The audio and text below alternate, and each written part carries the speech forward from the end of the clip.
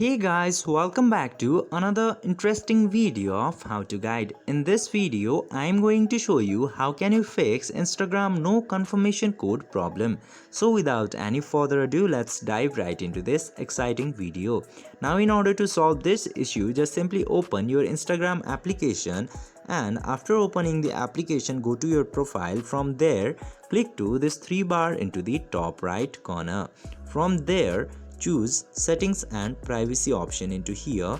Now after going into settings and privacy, you will get this account center of Meta into top. Click into that account center and first of all select your personal details into account settings. Just simply click there and you will see this contact information into here.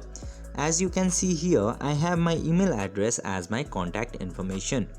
Whenever I try to get a confirmation code, this email will be used. But in this scenarios like no confirmation code, to solve that kind of situation, just simply add another email address into your Instagram account. In order to do that, just simply click to this add new contact and you can choose to add a phone number and an email address. Just simply select the option that is suitable for you and add a new phone number or the email address.